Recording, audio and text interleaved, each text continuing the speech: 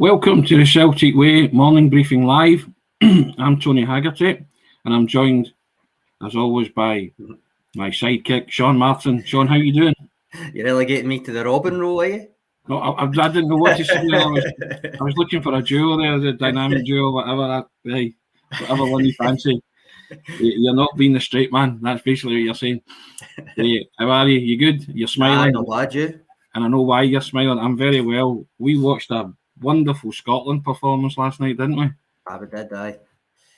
And two players from Celtic. One, first thing I think we have to say is to Tony Ralston, Scotland player. You cannot take that away from him. Well done, young Tony Ralston. Tremendous, well deserved. But I saw another masterclass last night from El Capitano, Sean. Yep, aye. His very own Callum McGregor was absolutely outstanding. Aye. Again, instrumental, both games. I think more impressive against Denmark, obviously, because of the level of opposition. But him and Gilmour have struck up a nice wee partnership in the middle for Scotland there, to the extent that if Norwich are going to play him, get Big Ange on the blower, see if we can get him on loan. Reunite them in the hoops. But no, I think, again, it's getting to the stage we've mentioned it that many times. It's probably not going under the radar now, but I think McGregor's just, certainly from the summer until now, I think McGregor's been outstanding in most of the games he's played for Scotland, and almost maybe doesn't get or hasn't been getting the credit. It seems to be turning now, and people are actually pointing him out rather than just letting it go unsaid for Scotland. But I think him and Gilmour together in the middle with McGinn just ahead of them, the three of them seem to have gelled quite nicely, as other areas of the team have as well. But I think there's a real difference in the middle now for Scotland.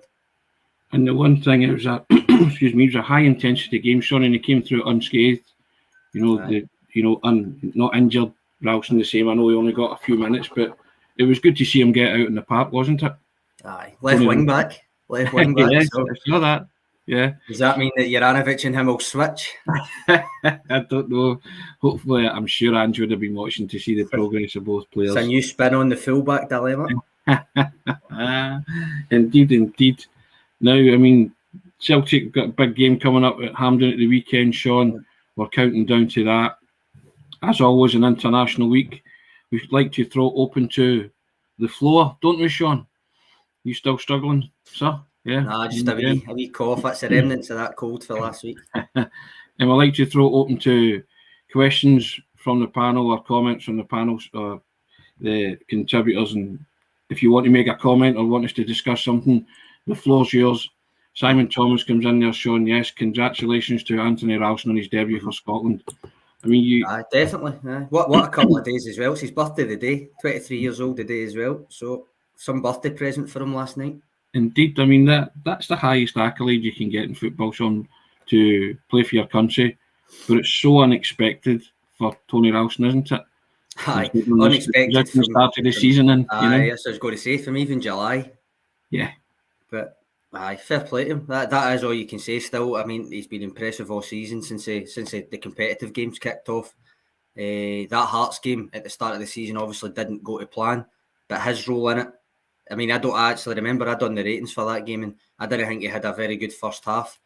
And that goal that he scored, just I think I wrote at the time, football's funny, innit? It's just one of those. Where did that come from? And then since then he's been consistently really excellent, really. I mean, there's no other word for it. He's found a consistency and a level that I don't think anybody thought he would find. And you applauded him at the start. That's all you can really do, isn't it? Yeah. Jim Stevenson opening up old wounds here, Sean. No, Jim, no. What a player. We missed him again. Yeah, we all knew at the time, and we felt it at the time. And Brendan Rodgers clearly felt it at the time as well. McGinn should have been a Celtic player. Coulda, woulda, shoulda. He isn't. And now you watch on with envy, really, don't you? What could have been? Yes, I remember the kind of news coming through that Celtic had kind of dilly-dallied and done their usual, if you want to put it that way. And what annoyed me more about it was that you were saying, whether you think he was going to evolve into the same type of player or whatever, you were essentially looking at Scott Brown's long-term replacement, and Hibs were only looking for about the same amount of money that they asked for Scott Brown 10 years before, and Celtic still didn't pay it. So that was the kind of That was the annoying part for me. Don't blame him for going down to Villa. He hung about long enough. But as you say, he's not a Celtic player, so not much you can do. Simon Thomas comes in. Sean, have we heard if there are any injuries from the international break? Not heard yet. I'll probably get more of a diagnosis today if anybody's struggling. But we Still hope got a couple of games left. Still got a couple left to play. Kyogo, he only got 16 minutes against Vietnam the other day, but they play Oman and Muscat later today, so he might get game time there. But apart from that, I've not heard of any injuries, and you've still got the younger players as well. Welsh will be playing the day, so Montgomery might be. He never got on against Kazakhstan for the 21s, but Welsh he'll be playing. And then you've got Dane Murray as well, who obviously doesn't factor into the kind of first team just now, but nonetheless he plays for the 19 still. So you've still got a couple there to play. I'm laughing at David Bradley's comment. Watch with rage. I guess that's the closer to the real emotion rather than envy. I think. You're trying to be diplomatic, but David's like, no, stuff that. Get in with the sledgehammer. He's raging. David, it is one of them where you just have to move on and just, these things happen. Celtic, the ball was in Celtic's court and should have signed John McGinn. They didn't, and as you say, you're watching a wonderful footballer, and he could have been at your club. C'est la vie. Yep. Now, Sean, talking about the big game at Hampden on Saturday. This will be Andy's first trip to Hampden, first major semi-final. Mm-hmm. No, I wonder how. I mean, obviously he's going to approach it to try and win it, but I wonder if he'll find it a special occasion. Because sometimes semi-finals are, they're kind of insipid, aren't they? They're kind of cagey, aye. But yeah, no, I think he will. I think he'll relish it. He says when he was first asked about remember the Jablonec game with the fans back properly and all that. He was asked about that kind of experience and what it would mean to him and stuff, and he says about his Greek island and all that stuff. I think this will be another one he'll want to be able to sit back and remember when he's on that Greek island. I think he'll embrace it. I think he's embraced every other challenge that he's met so far, good and bad, the injury crisis and the good stuff like playing in front of the full house and all that. But I think he'll just approach it that way. The tactics will be no different. He'll approach it in the same way that he does every other game. So I think for him personally, I think he'll just chalk it up to another experience that he's there to embrace. Now, Sean, what do you think of St Johnstone's chances of beating Celtic, says Simon Thomas? It's possible. I mean, they're a good team. They're a double cup winners, double cup holders. But I would take confidence for the performance Celtic put in against them the other week. I realise there's obviously differences, subtle differences and bigger differences, players maybe not available and stuff. But regardless, it was a dominant performance. And it was a performance that would have given them absolutely no confidence whatsoever going into this game. Nonetheless, there's been a few weeks since then. It's a semi-final. I mean, they're going to need to approach it with the respect that it deserves. And I think they will. I think Ange will make sure that they do that. From St Johnstone's point of view, they will fancy it as well. Because for all that Celtic's defence still is statistically the best in the country, you still think they can be got at sometimes, and I think Callum Davidson in a cup semi-final with the experience of last season will be looking at that and thinking that they can get something. So, well, Feed the Bear comes in and again a bit emphatic. No chance, Celtic will beat them, no problem. That's a bold prediction from Feed the Bear there. That's fair enough. Strange kick-off time, Sean, as well. Tea time. Yeah, tea time on Saturday. I'm not a lover of that. No, but better than 12 o'clock noon for people coming through from Perth and all that and different things. I think that's a shambles more than kicking off later. At least kicking off later, it gives fans more time to get there if they need it. The early kick-offs are the ones that are real pains for fans, I would have said. Why not 3 o'clock, Sean? Well, that'd be ideal, wouldn't it? 3 o'clock on a Saturday's the ideal time for most, you would say, but they're going up against football, aren't they? And there's some kind of rule you can't go up against live football, is that right? The TV broadcast on that Saturday, but they postponed it for a while. But yeah, Missed one comment from David Bradley, who's still on the John McGinn trail. He's got everything, Tony. I will no doubt in that. You know what I mean? And David comes in again. They're a lot weaker, Tony. I feel we will give them. You know, he reckons it's Celtic can win by a few goals here. You know, they are a lot weaker. He's got a point. They've lost big players from that double winning season last year, but they're still a well drilled team, and they will still go to that semi thinking that they can score.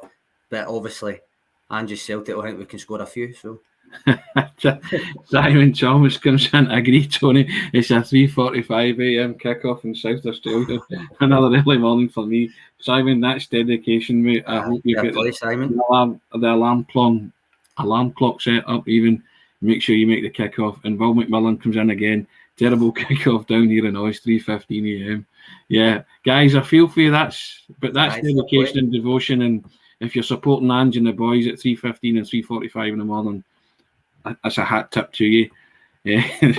Peter Kelly, lunchtime kickoff was fantastic for supporters in East Asia and Australia. Guys, 5:15 suit anybody then? No, I don't think it does.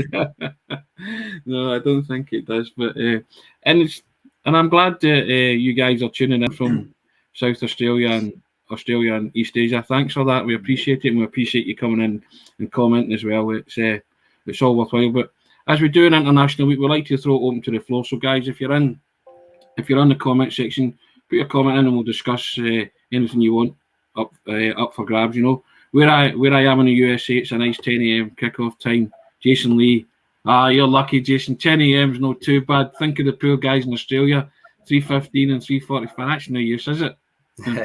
Feed the bear. That's a bad time if you have insomnia. Tell me about it.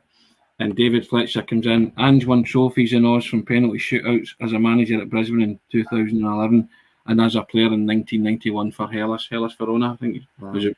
Would that be Hellas Verona? Hellas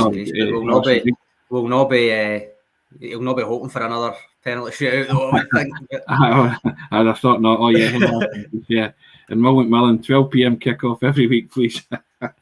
We'll see what we can do. We'll see if we can try and arrange that. Well, I mean, it's worthy of talking about because it doesn't suit everybody, but it's kind of weird kickoff time. But there you go. But that's the devotion, Sean, that some supporters show getting up at 3 a.m. to watch it. Aye, no, it's absolutely fair play, aye. You know, and obviously those people that are tuning in from that continent want to watch Ange and see how he's getting on. You know, so good fair play to them, as you say. Australia is a Scottish place called Perth with better weather. I bet it has. We know all about that, Edward. Thanks very much. We forgot about, I say forgot, it's kind of easy to overlook, but there was another Celtic player in that Scotland squad, isn't there? He's mentioned in the top there, Mr. Turnbull. Yes. But a 1 minute cameo against Moldova. It's not really. I mean, it's worth mentioning because he's there and he plays for Celtic. But in a way, I said this the last international break as well. You could almost argue that although he's going away and he's virtually a spectator, in a way, it kind of benefits Celtic given the amount of football that he plays for Celtic to get that wee rest, that wee prolonged period of rest. Even though he's going away, obviously must be disappointed not to get more time in the pitch. But regardless, at least he's going to be a wee bit rested for Celtic's fixtures. Yeah, I mean that's the one thing about it. They go on international duty, and if they don't play, then they're fine. They're not picking up any injuries. So, as you say, he'll be fit as a fiddle for Saturday, semi-final. Mark D of Kirkrock comes in laughing. Plenty of Aussies here watching. Mark, we appreciate that. That's brilliant. I hope you're still laughing come Saturday, and then lead Celtic to the first domestic cup final of the season. That would be good.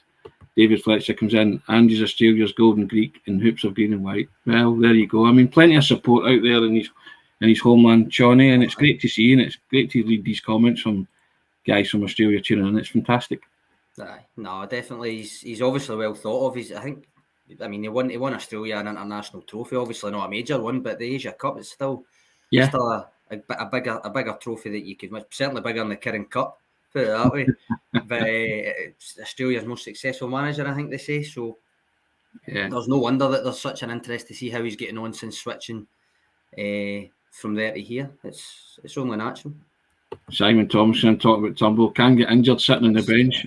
I'm not so sure. Well, I'm not sure. Those skills. Yes. And Angela Taylor comes in. Hope Aaron Moy joins the Celtic party in January. He will hit the ground running in this system. That's another one that keeps bubbling away, doesn't it, Sean? That's been since the summer. Right? Yeah, so interesting to see what Ange does in the January transfer window. Who Celtic do bring in. Lots of names being linked, as Ange said, and there will be continued speculation about players like Moy, Hatate, Maeda. We'll see if any of them come in, Sean. Nah, that's true. I mean, the one thing about Aaron Moy is he's playing in China just now, and you don't know how much that'll impact things in terms of wages and different things like that. That's a presumption, but he certainly knows what's expected. Same as when you've seen the tune that he's got out of Tom Rogic since he came in. Yep. You've got to imagine partly that's because Rogic knew what the deal was when Ange joined, more than the rest of the players would have. Aaron Moy is obviously someone who knows. Kyogo was someone who knew, albeit didn't manage before, but liked the look of him and thought he'll do for me. So if Aaron Moy is someone he's identified, then you would imagine he'll come in and he will know what's expected and he will potentially hit the ground running. Here's a question for you, Sean, from David Bradley. Sean, would you say Ralston's value has gone up? Simple answer, yes. It's probably trebled. He was on the way out by the looks of it, wasn't he? His expiring contract, but was handed a new deal on. I mean, most of us presumed it was because he was the only right back at the club. It would tide us over until reinforcements came in. He subsequently grabbed that chance to the extent that he's been given a new deal, which is a longer deal. He's also playing so well at the moment and getting called up for the national team. His value has definitely went up. I don't think there'll be any potential suitors or anything like that. Don't get me wrong, but I think in the theoretical, his value will have definitely went up. Yeah. Jim Stevenson comes in and says, "What about Suter?" Mm-hmm. Suter's been mentioned in dispatches by yourself and myself, Sean, as a potential Celtic defender. Yep. So we like him, and fair play to him getting a goal last night. He's endured a lot. And I was delighted for Suter last night. And if Celtic were to ask the question of Suter in that, I wouldn't be particularly disappointed in that. And Mark D of Cutrock is back in. Aaron is a great player, but too old now for Celtic and too much dough in China. You just touched on that, Shawnee. Mm-hmm. I mean, he is also the wrong side of 30, which is a good point. Ideally, but I mean, Celtic have been signing players a wee bit older than what they were signing for a few years there. But you're talking 26, you're not talking 31, that kind of thing usually. So ideally, it wouldn't be that age, but you never know. Stevie Boy comes in. Easily best I've seen Scotland play. How good was Cal Mack? Dirty Ralston never got on. Well, actually, Ralston did. Somebody turned it off with 5 minutes to go. Yeah. Ralston did come on. He got his first cap, and we've been applauding him since the broadcast started. But yeah, we spoke about Cal Mack as well and how good he was. Now, Alex Sunday comes in, Sean, with a good one. In what games would you play Georgios Giakoumakis?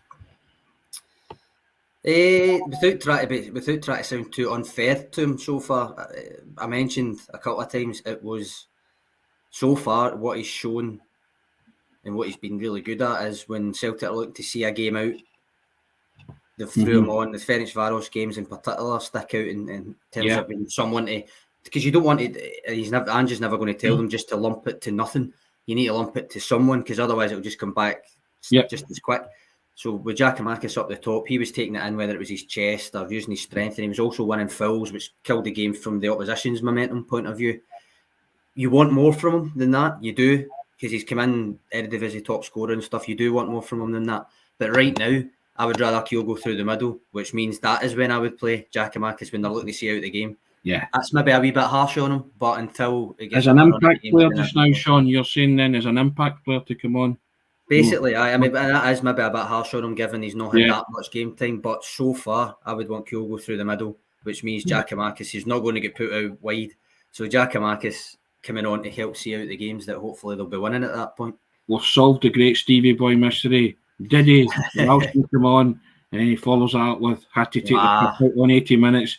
Just as you said, Sean, somebody missed the last 10 minutes of the game. David Bradley comes in, agreed, Sean, that about Giakoumakis, somebody to come on for 20 minutes to hold it up, see a game out. I agree with that as well, to have some sort of impact play at the minute until such times where he gets his levels up and his goal scoring confidence up as well. Ted comes in. Has there been much talk about signing a new keeper in January? Barker's definitely going. I think we touched upon that the other day, and we even threw names out there. Xander Clark was a name we mentioned, and Siegrist was another one from Dundee United. But we also threw the caveat that we're not sure if they would want to come and play second fiddle to Joe Hart. No, that's true. Xander Clark's a good shout. He will see him up close and personal on Saturday again, but he has been a good keeper. He was also, I think, tentatively linked with Rangers the other week as well, but he is certainly a talented keeper. He's finally getting into the Scotland squad and stuff. But you're right enough, he might not want to come and be the backup. They've been linked with the Stade Brest Dutch keeper Marco Bizot the last couple of days. I don't know much about him. I'm not going to pretend I do. Maybe look into him further if there's more meat on the bones of that report. But I think he makes a good point. I think Joe, if there's an injury to Joe Hart just now, depending how long it's out for, you wouldn't. I mean, Barkas is. I mean, he's probably third choice now. So you're looking at Scott Bain, and ideally he is a not bad second choice, but you don't want him to have to play necessarily for prolonged periods. So if he's going to be filling in for 1 game, 2 games, 3 games, then fair enough. Yeah. But if it's going to be, for instance, touch wood, it's not. But if it's a serious injury to Joe Hart, you would probably be looking to recruit someone else. Yeah. And Simon Thomas comes in. Does Celtic try to get the win against Leverkusen or rest players and focus on a Betis result, Sean? I don't see why not. Go for it. So do I. I don't see why they would need to rest players. Injuries aside, and then that wouldn't be resting players. That would be forcing your hand. No, I think go for it. I think we've gave ourselves a fighting chance in that group, which is all you could ask for with the header against Ferencváros. I think they've got the way that Scotland played without fear yesterday, knowing that they had the playoff place. It didn't need to be a seeded place. Didn't need to win it. Celtic know they've got European football after Christmas, so why not just go for it see if they can get Europa League, see where it takes them. I'm of the same opinion, Sean. You've got 2 games. Your destiny and fate's in your own hand. Just go for it, and whatever happens. You've still, as you say, got European football in some shape or form, but try and make it the Europa League. For me, the ideal scenario is that the next round of fixtures manages to set up the last match day against Betis at Parkhead. That would be ideal. It would be a potentially classic European night. Correct. And on that note, we shall end the broadcast. Guys, thanks for your contributions, your comments, especially the boys from Australia. Right. We'll say hello to you guys. It's been good having you on and having some banter and some comments that we really appreciate it. With countdowns on to Saturday, Sean, the big one, and goes to Hampden for the first time, and excitement's building for that, and we'll continue to build that up in the days in the lead up to Saturday. Thanks, I say, for your contribution, and cheers, Sean. Thanks a lot, bud. Cheers, Tony.